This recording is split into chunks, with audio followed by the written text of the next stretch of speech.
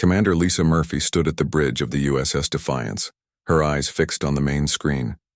The Zalorian ship approached slowly, its sleek silver hull reflecting the distant stars. It was twice the size of any human vessel, yet moved with a grace that made it seem weightless. "Status report," she said, her voice steady despite the tension in her shoulders. Lieutenant Paul Baker looked up from his console. "The alien vessel is maintaining its approach vector. No weapon signatures detected. They're following our docking protocols exactly as we sent them." "Too exactly," Lisa muttered. She had served on 5 first contact missions before, and something about this one felt different. The Zalorians had ignored humanity for decades, refusing all attempts at communication. Now they suddenly wanted to talk. The door to the bridge slid open and Admiral Frank Donovan walked in. His weathered face showed the lines of 30 years in space. The crew straightened as he moved to stand beside Lisa. "At ease," he said. "What's your assessment, Commander?" Lisa gestured toward the screen. "They're being careful, sir. More careful than necessary. I think they're afraid of something." "Afraid? The Zalorians?" Donovan raised an eyebrow. "They're supposed to be the smartest beings in the galaxy. Their ships can outrun and outgun anything we have." "Yes, sir. That's what makes it strange." The Zalorians were legendary among the spacefaring races. With brains 5 times larger than human brains, they had solved scientific problems that other species couldn't even understand. Their technology was centuries ahead of Earth's. They had mastered faster than light travel when humans were still figuring out how to reach their own moon, yet they had never attacked or threatened Earth. They simply ignored it, the way a person might ignore an anthill, until now. "Communications coming in," said Lieutenant Baker. "They're requesting permission to dock." Donovan nodded. "Grant it, and tell Chief Engineer Reeves to meet us in Docking Bay 3. 20 minutes later, Lisa stood beside the Admiral as the airlock door cycled open. The smell hit her first, a strange mix of cinnamon and ozone. Then the Zalorians appeared. They were tall and thin, with pale blue skin that seemed to shimmer under the lights. Their heads were large and oval-shaped, with 4 black eyes spaced evenly around. They had no visible ears or nose, just a small mouth that didn't move when they spoke. The first Zalorian stepped forward. "I am Ambassador Zix Tal of the Zalorian High Council. We appreciate your willingness to meet with us." The words came from a small device at the alien's throat, translating its thoughts directly. "Welcome aboard the Defiance," said Donovan. "I'm Admiral Frank Donovan, and this is Commander Lisa Murphy and Chief Engineer Alan Reeves." Lisa noticed how the Zalorian's eyes darted around, taking in every detail of the docking bay. There was something in that gaze. Curiosity, yes, but also caution. "We have observed your species with great interest," said Zix Tal. "Your technological development has been unpredictable. We propose a mutual exchange of scientific knowledge." "That's a generous offer," Donovan replied, "especially after decades of ignoring our attempts to communicate." The Zalorian's mouth twitched slightly. "Circumstances change. The galaxy is evolving. Old policies must be reconsidered." Behind Zix Tal, 3 more Zalorians waited silently. Their formal robes couldn't hide the fact that they were carefully studying the human ship. "Perhaps you'd like a tour of our vessel?" Lisa suggested, watching their reaction. All 4 Zalorians blinked rapidly, a sign of surprise, she guessed. "That would be educational," Zix Tal said after a pause. Alan Reeves led the tour, starting with the less sensitive areas of the ship. Lisa walked alongside the last Zalorian in the group, noting how it flinched when they passed a junction box with exposed wiring. "Is something wrong?" she asked. "Your power conduits," the alien said. "They are very exposed." "We're in the middle of some upgrades," Reeves explained from up ahead. "Sometimes we have to jury-rig things to keep the ship running." The Zalorian scientists exchanged looks that Lisa couldn't interpret, but she could feel their discomfort, growing as the tour continued. When they reached the weapons control room, Reeves paused. "This is where we coordinate our defense systems. Nothing fancy compared to what you folks have, I'm sure." One of the Zalorians stepped forward, its 4 eyes focused on the main console. "Your targeting systems are analog?" Partly, said Reeves. We found that sometimes the old ways work best, especially when dealing with electronic countermeasures. The alien's hands trembled slightly. But the inefficiency... Sometimes efficiency isn't the goal, Lisa cut in. Sometimes it's adaptability. The tour ended at the engineering deck, where the Defiance's main reactor hummed behind thick shielding. Here, the Zolorians' discomfort was impossible to miss. They huddled together, speaking rapidly in their own language, a series of clicks and whistles that the translator couldn't catch. Is there a problem? Donovan asked. Ambassador Zixtal turned to face him. Your engine design is unusual. You have modified the standard fusion principles in ways that seem dangerous, Reeves suggested with a small smile. Illogical, the Zolorian corrected. The plasma containment field is deliberately weakened in Section 3, and those shunts, they should not function in that configuration. Reeves shrugged. But they do. Later, in the Admiral's private quarters, Lisa sat with Donovan and Lieutenant Carol Peters, the ship's intelligence officer. Peters had been monitoring the Zolorians throughout their visit. They're scared of something, sir, Peters said, reviewing her notes. And I don't think it's our firepower. They have ships 10 times our size. They're disturbed by how we think. Explain, Donovan said. The Zolorians approach engineering with pure logic. Everything must be perfect, efficient, optimized. But humans? Peters smiled. We break rules. We try things that shouldn't work. We put systems together in ways that make no sense but somehow function. Lisa nodded slowly. They could easily destroy us in a fight. But they can't predict what we'll do next, and that terrifies them. Donovan looked out his viewport at the Zolorian ship, still docked alongside the Defiance. So the smartest beings in the galaxy are afraid of us because we're... what? Crazy? Creative, Lisa corrected, and willing to take risks they can't even comprehend. On the bridge of the Zolorian vessel, Ambassador Zixtal was making his report to the High Council. The humans modify their ships constantly, he said. Their weapon systems change from vessel to vessel. There is no standardization, no logical progression. Their chief engineer admitted to us that they sometimes install components that have not been fully tested. The face of High Counselor Nexvan filled the screen. Do they represent a threat? Zixtal considered the question carefully. Not directly, but their unpredictability makes them dangerous. They take actions without calculating all outcomes.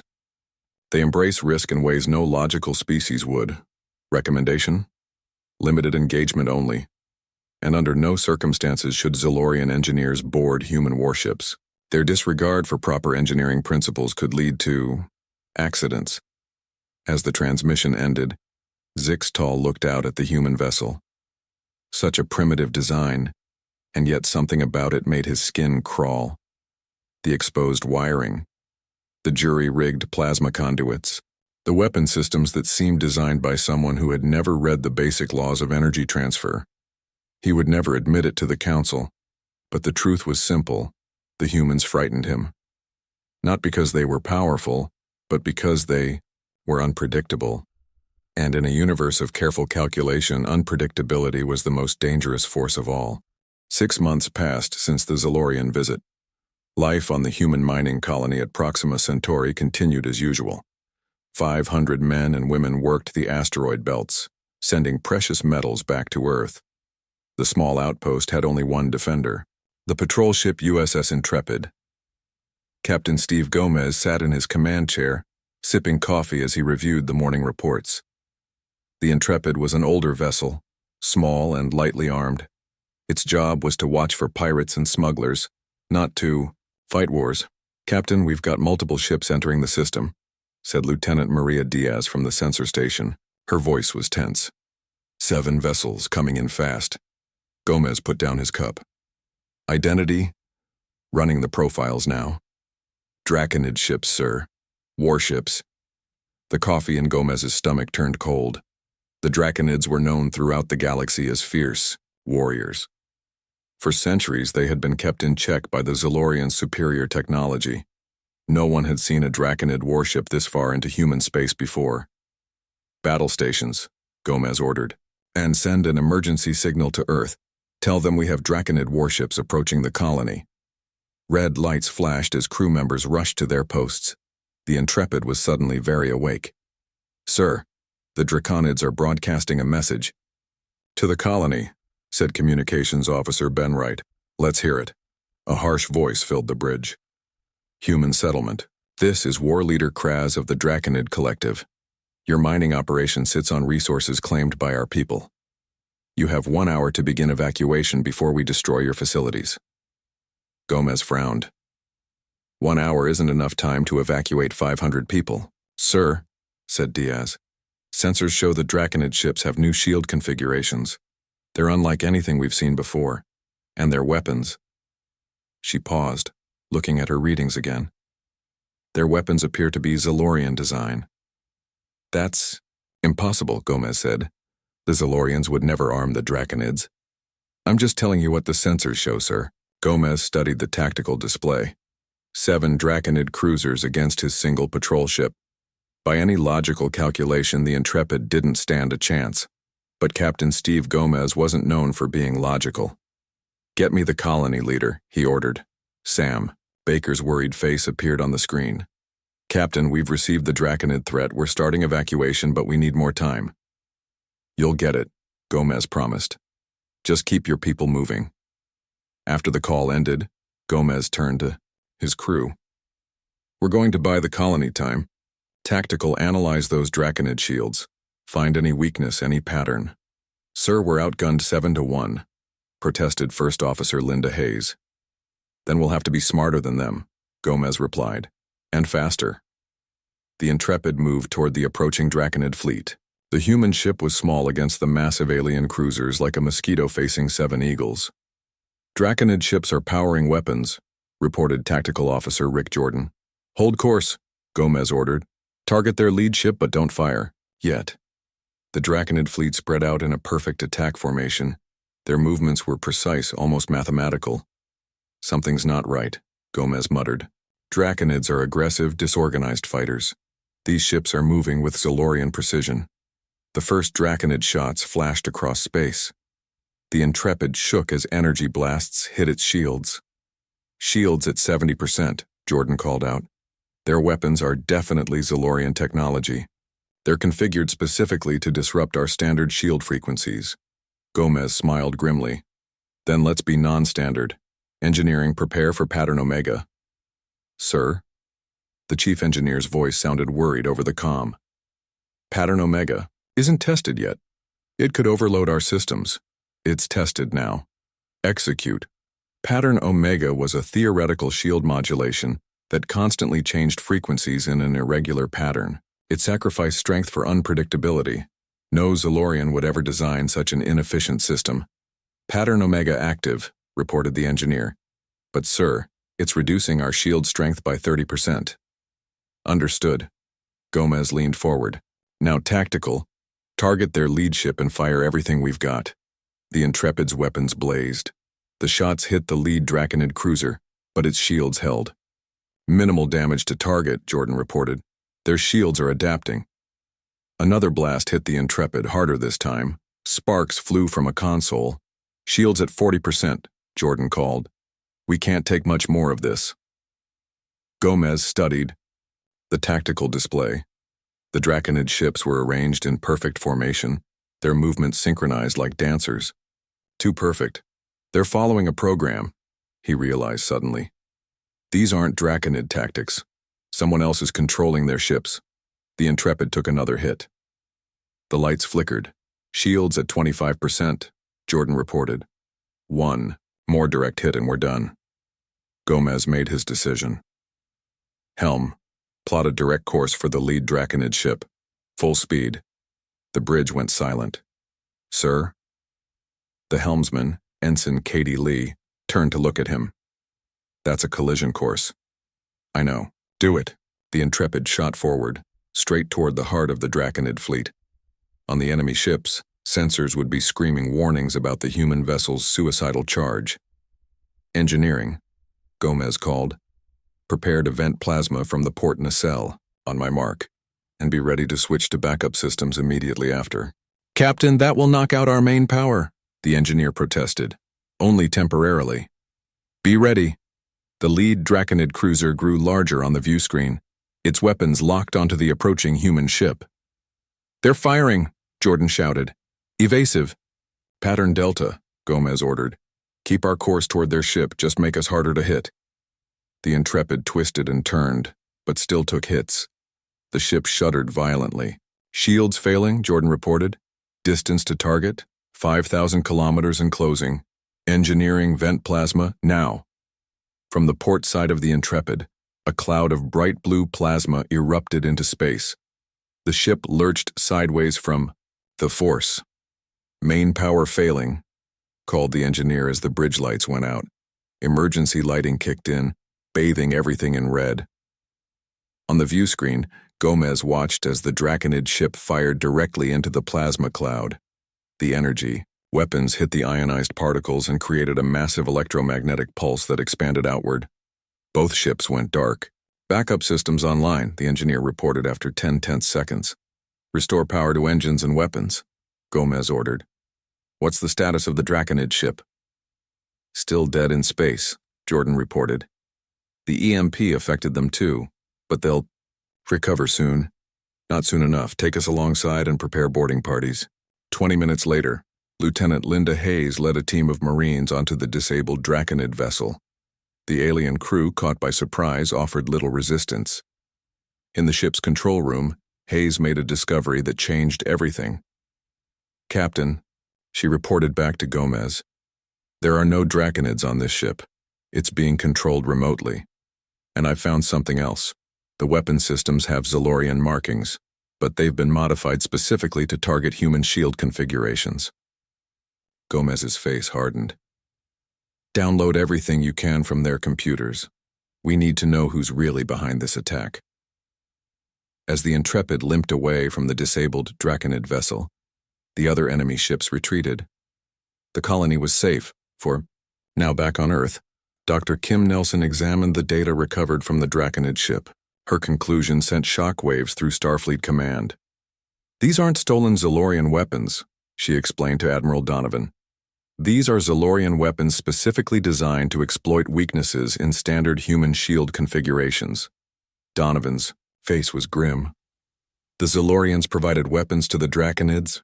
Why would the smartest species in the galaxy arm one of the most violent? Maybe, Commander Lisa Murphy suggested. Being smart doesn't mean being wise. Donovan nodded slowly. Issue new orders to all ships. Implement irregular shield modulation patterns immediately, and schedule a meeting with the Zalorian ambassador. I think it's time we had another talk. The Zalorian homeworld glowed like a blue jewel against the blackness of space. Its 3 moons formed a perfect triangle above the planet, their orbits calculated to the second by Zalorian mathematicians thousands of years ago. High Strategist. Vex Mora stood in the center of the great analysis chamber. Around him, holographic displays showed the battle at Proxima Centauri from every angle. The room was filled with the brightest minds of the Zalorian race, yet none could explain what they were seeing. Play it again, Vex Mora ordered. His eyes narrowed as he watched the small human ship charge directly at the much larger Draconid cruiser. The recording showed the USS Intrepid venting plasma from its engines, creating a cloud that the Draconid weapons turned into an electromagnetic pulse. Both ships lost power, but the human vessel recovered faster. Impossible, muttered Chief Scientist Nix Tall. The human vessel should have been destroyed by the first barrage. Their maneuver violated 3 fundamental laws of tactical engagement. And yet they prevailed, responded Vex Mora, as they have done repeatedly since entering interstellar space. A young analyst named Zeplor stepped forward. He was barely a century old, young for a Zalorian, and known for his unconventional thinking. High Strategist, I believe I can explain. The human success, he said. Proceed. Zeplor gestured at the display. Humans approach engineering problems without our theoretical constraints. They create solutions that are inefficient, imprecise, and often dangerous, but unpredictable. Their spacecraft contain redundant systems that serve no purpose until primary systems fail. They design weapons that sacrifice accuracy for versatility. That is not wisdom, objected Nixtal. It is waste. Yet effective, said Vexmora quietly. Continue, analyst Zeplor. The human captain Gomez used a tactic no Zalorian commander would consider. He turned a disadvantage, his ship's smaller size and weaker shields, into an advantage. He moved faster than the Draconids expected and used a controlled system failure as a weapon. The room fell silent as the Zalorians contemplated this. There is something else, Zeplor added. I have studied all records of human space combat. They never follow the same pattern twice. Each commander employs different tactics, often contradicting established military doctrine. Vexmora's face showed no emotion, but his inner eyelids blinked rapidly, a sign of deep concern among Zalorians. What does this mean for our strategy? He asked.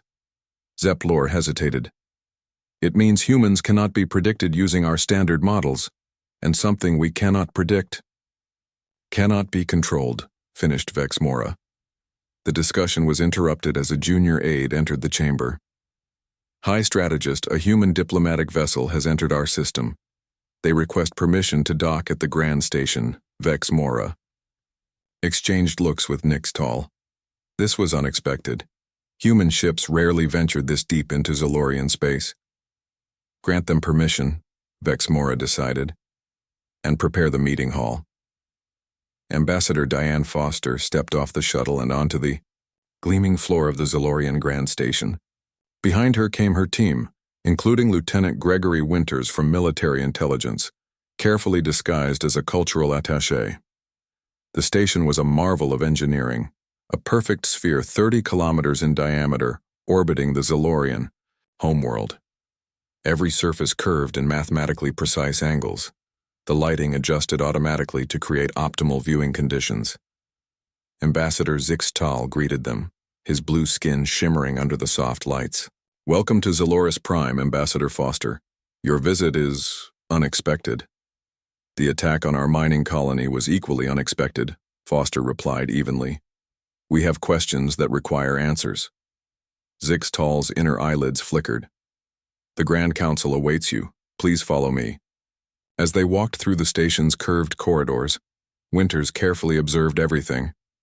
Unlike human space stations with their straight hallways and right angles, the Zalorian station seemed to flow like water frozen in motion. Every element served a purpose. There was no decoration, no art for art's sake. The Grand Council chamber was a perfect hemisphere. 7 Zalorians sat in a semicircle, their seats arranged by precise mathematical formula based on their rank and function. High Strategist Vexmora occupied the central position. Ambassador Foster, he said, his translator making his voice sound flat and emotionless. The Council welcomes you. We understand you have concerns about the recent incident at your colony. Foster stepped forward. Concerns is an understatement, High Strategist. Draconid warships attacked our people using weapons of Zalorian design, weapons specifically created to target human defense systems. A grave accusation, said Vexmora. Do you have evidence? Foster nodded to her aide, who projected images taken from the captured Draconid ship. The room darkened as technical diagrams appeared in the air. These are the weapon systems recovered from the Draconid vessels, Foster explained. Our experts confirm they are Zalorian technology, but modified specifically to exploit weaknesses in standard human shield configurations. The council members exchanged glances. Winters, watching carefully, noticed subtle changes in their posture. Surprise, concern, or guilt. The Draconids have raided several of our outposts in recent cycles, said Nixtal. They may have stolen these weapons and modified them. Modified them with intimate knowledge of human defense systems? Foster asked. Knowledge only the Zalorians possess from our technology exchange programs? Silence filled the chamber. We'll investigate this matter thoroughly, promised Vexmora. If any Zalorian is found to have aided the Draconids, they will face justice. Foster nodded, though her expression showed she wasn't entirely convinced. That evening, the Zalorians hosted a cultural exchange dinner. The dining hall was filled with the soft sounds of Zalorian musical instruments, mathematical progressions of tones that followed precise patterns. As a gesture of goodwill, Foster had brought recordings of human music. When she played a jazz piece, the reaction of the Zalorians was immediate and visible. They seemed both disturbed and fascinated by the improvised notes. "Your musicians do not follow the mathematical structure," said Zixtal, his inner eyelids blinking rapidly. "Jazz is about improvisation," Foster explained. "Each performance is unique. The musicians respond to each other in the moment, creating something new each time." "But how do they know what notes will come next?" asked a confused Zalorian scientist. "They don't," Foster smiled. "That's the beauty of it." Across the room, Winters was engaged in conversation with several Zalorian ship designers. Through careful questions disguised as casual interest, he learned that Zalorian vessels, while technologically superior, followed rigid, predictable patterns in both design and tactical operation. Their entire military doctrine was built on mathematical perfection that left no room for improvisation. "What happens if a situation arises that doesn't fit your tactical models?" he asked innocently. The Zalorian engineer looked puzzled. "All situations can be modeled mathematically if one has sufficient data. But humans often face the unknown with incomplete data," Winters pointed out. "Then waiting for more data is the logical course." Winters thought of Captain Gomez at Proxima Centauri, who didn't have the luxury of waiting. He simply acted with what he had, and won against impossible odds. Later that night, Foster and Winters met in her quarters to compare notes. "They're hiding something," Foster said quietly. "The Council was too quick to blame Draconid raiders." Winters nodded. "I've been studying their ship designs. Every Zalorian vessel follows the same basic template, just scaled up or down depending on its purpose. They have no concept of unpredictability as a tactical advantage. That explains why they're so fascinated by us," Foster mused. "We're the chaos in their ordered universe." "And chaos frightens them," Winters added. "Did you see how they reacted to the jazz music? The improvisation made them physically uncomfortable." Foster looked out the viewport at the perfect blue world below. "The Zalorians may be the smartest species in the galaxy, but they think in straight lines. Humans think in zigzags.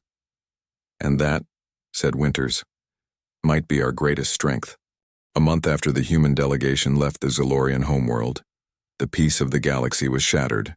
A new threat emerged from beyond the galactic rim. Ships larger than anything ever seen before appeared near the outer colonies. They did not respond to any communication attempts. They simply destroyed everything in their path. Admiral Frank Donovan stood in the emergency command center on Earth, watching the holographic display with a grim expression. Red dots marked the positions of destroyed colonies, both human and alien. "What do we know about them?" he asked. General Andy Harris, head of military intelligence, stepped forward. "They call themselves the Void Heralds. So far, they've destroyed 3 Draconid worlds, 2 Zalorian outposts, and 1 human colony. Their technology appears to be far more advanced than anything we've seen before. Casualties? Total. They don't leave survivors." Donovan's jaw tightened. "Have the Zalorians responded yet?" "Yes, sir. They've called an emergency session of the Galactic Council. All spacefaring species are invited to attend." 2 days later, representatives from 17 species gathered in the massive council chamber on the Zalorian Grand Station. The mood was tense. Species that had been enemies for centuries sat side by side, united by a common threat. High strategist Vex Mora stood at the center of the chamber. Behind him, a holographic display showed the latest data on the Void Herald fleet. "Our analysis is complete," he announced. "The Void Heralds possess technology far beyond our current capabilities. Their shields can withstand our strongest weapons. Their ships move faster than our fastest vessels. Standard defense is impossible against such superior technology." Murmurs of fear spread through the chamber. "The Zalorian High Council recommends immediate evacuation of all outer systems and consolidation of forces around core worlds. We must preserve our civilizations until we can develop countermeasures." The Draconid war chief growled his agreement. The Andorian ambassador nodded solemnly. One by one, the representatives voiced their support for the Zolorian plan. Then Captain Olivia Martinez of the USS Valor stood up. Martinez was not supposed to speak. She was only there as an advisor to the human ambassador. But something about the resignation in the room made her step forward. "I respectfully disagree," she said, her voice carrying across the chamber. All eyes turned to her. "Running and hiding isn't the answer," Martinez continued. "These Void Heralds have a pattern. They're methodical and predictable. They expect us to behave logically." "And what would you suggest, human?" asked Vexmora, his tone neutral, but his inner eyelids blinking rapidly. "What we humans do best. The unexpected," Martinez replied. "I propose a joint human-Zolorian task force. Your technology combined with our unpredictability." Silence fell over the chamber. The idea of Zolorians and humans working together in such close cooperation was unprecedented. "Impossible," said Chief Scientist Nick Stahl. "Our tactical doctrines are incompatible. Our ships are not designed to function alongside human vessels." "Then we'll adapt," Martinez insisted. "The Void Heralds expect logical responses. They expect you to retreat and consolidate just as you've proposed. What if we do something they cannot predict?" Admiral Donovan, watching from Earth via secure transmission, smiled to himself. He immediately sent a message supporting Martinez's proposal. After hours of heated debate, the Galactic Council reached a compromise. The Zolorian High Command agreed to provide technological support to human forces, but refused to commit their own vessels to what they considered a suicidal strategy. Only one Zolorian stepped forward, the young analyst Zeplor, who had studied human tactics after the Proxima Centauri incident. "I volunteer to join the human fleet," he said, surprising everyone, including his own people. "I believe their approach may have merit." Back on Earth, Captain Martinez was given command of the task force. 5 human warships were placed under her command, including her own vessel. The USS Valor. Zeplor arrived on Earth 3 days later, bringing with him advanced Zolorian technology that had never before been shared with humans. "This shield modulator can increase your defensive capability by 300%, he explained as he handed a small device to Chief Engineer Nancy Cole. "And these weapon upgrades will allow you to penetrate Void Herald shields." Cole examined the technology with a mixture of awe and skepticism. "These are calibrated for Zolorian power systems. They'll overload our circuits in minutes." "Then we must modify them," Zeplor said. "Modify Zolorian technology?" Cole raised an eyebrow. "Isn't that against your rules or something?" "Yes," the alien admitted, "but these are unusual times." Over. The next week, human engineers worked alongside Zeplor to integrate Zolorian technology into human vessels. The modifications horrified the Zolorian. Weapon systems jury-rigged to function beyond safety parameters, shields configured to create feedback loops that should be impossible, and engines pushed to performance levels that Zolorian engineers would never attempt. "Your modifications will destroy your own ships," Zeplor warned as he watched Cole bypass 3 safety systems to increase weapon power. "Probably," Martinez agreed as she reviewed the changes. "But not before we hit them with everything we've got." On the bridge of the USS Valor, Martinez gathered her officers for a final briefing. "The Void Heralds expect us to follow conventional tactics," she said. "They've destroyed every fleet that's faced them, because those fleets fought predictably. We won't make that mistake." She pointed to the tactical display showing 5 human ships against 20 Void Herald vessels. "We're outgunned, outclassed, and outnumbered," she continued. "But we have one advantage they don't. We're human. We don't always do what makes sense. We take risks, we improvise.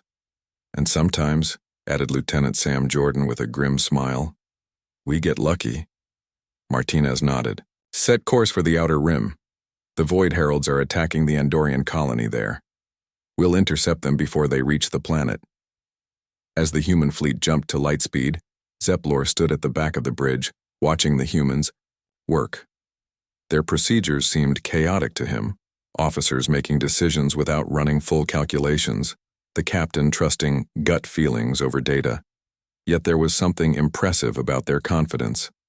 These humans knew they were flying into near certain death, yet not one showed fear.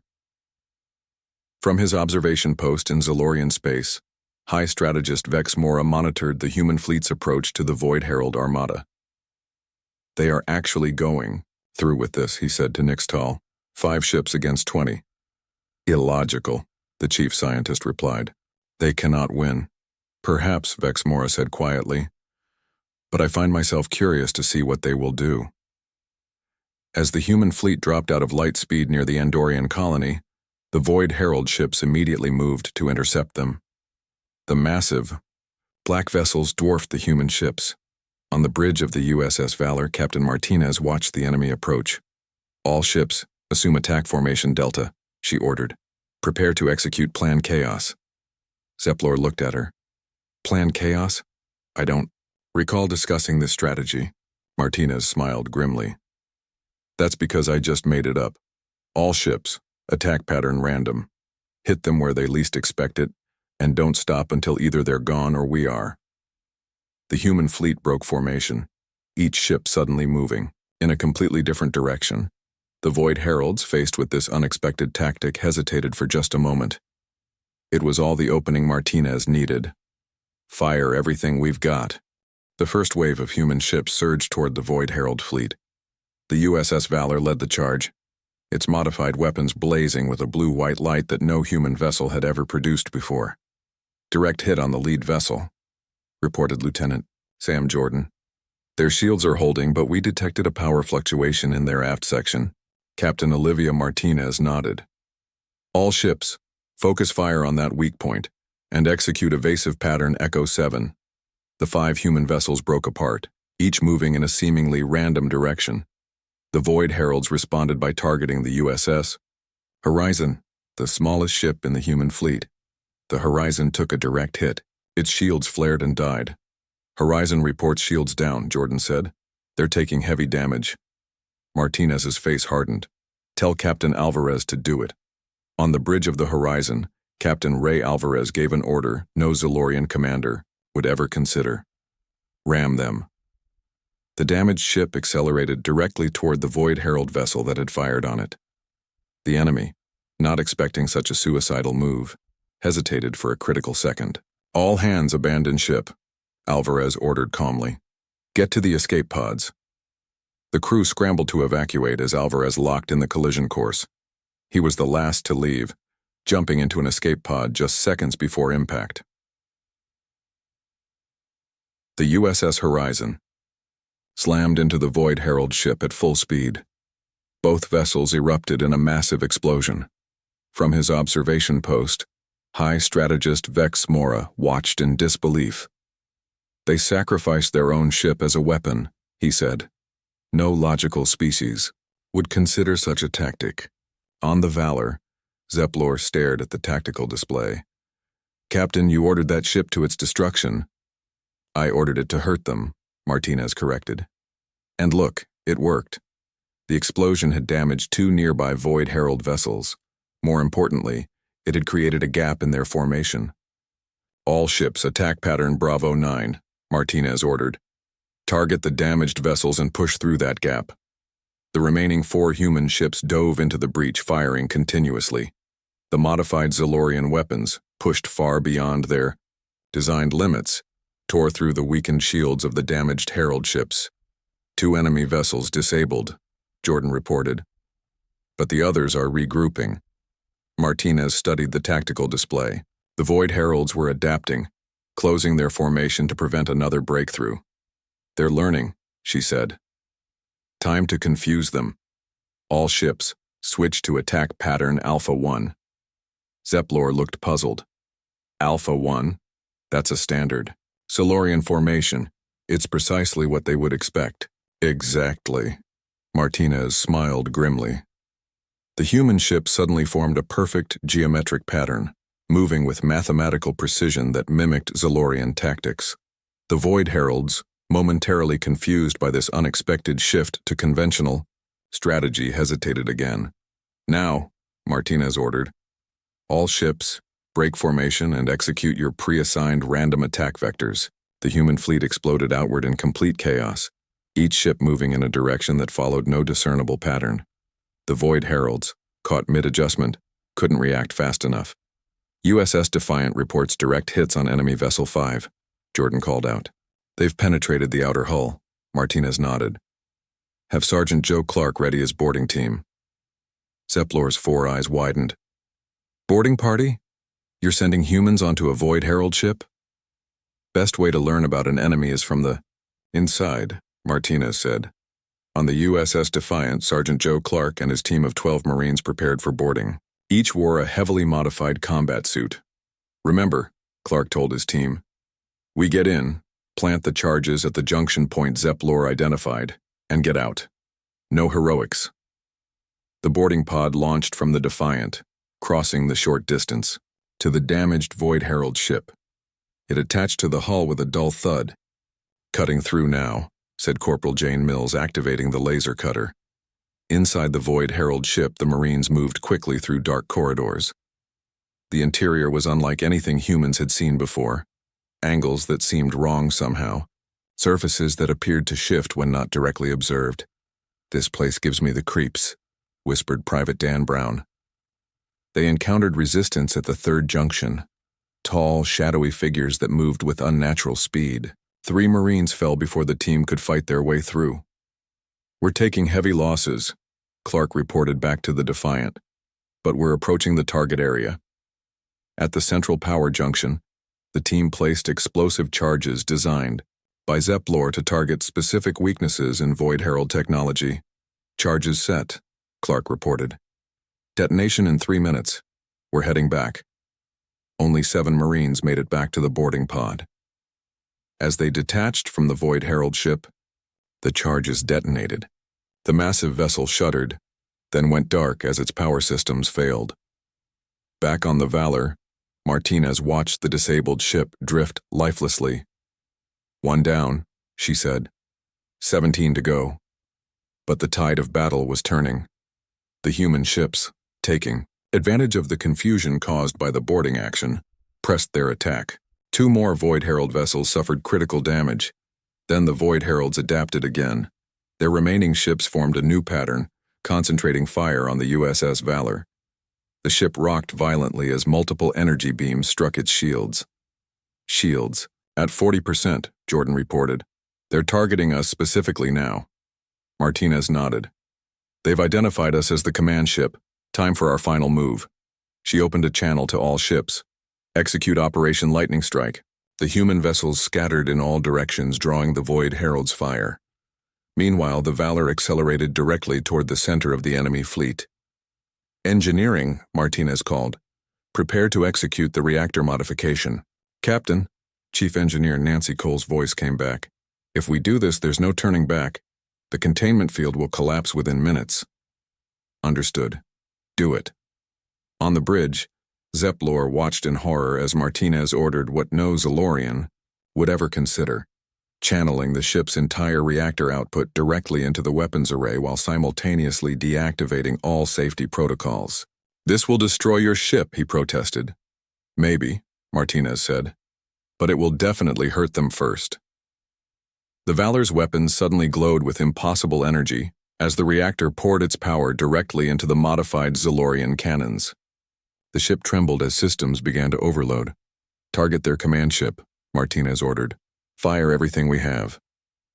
The Valor unleashed a beam of energy more powerful than any human weapon had ever produced. It cut through space like a blade of pure light, striking the center of the Void Herald command ship.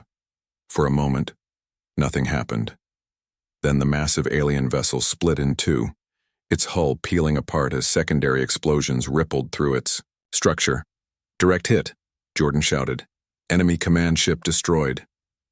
Throughout the bridge, warning alarms blared as the Valor's systems began to fail under the strain. Reactor containment failing, reported Cole from engineering. We have 5 minutes before catastrophic failure. All hands abandon ship, Martinez ordered calmly. Get to the escape pods. As the crew evacuated, the remaining Void Herald vessels began to withdraw. Without their command ship, their perfect formation fell apart. The human fleet had done the impossible. They had defeated an enemy that every logical calculation said could not be beaten. 2 weeks later, High Strategist Vex Mora met with Admiral Donovan aboard the human flagship Independence. The meeting room was simple and functional, lacking the mathematical perfection of Zalorian design. Your tactics defied all logic, the Zalorian admitted, and yet they succeeded where our calculations predicted certain failure. Donovan smiled. That's humanity's greatest weapon, High Strategist.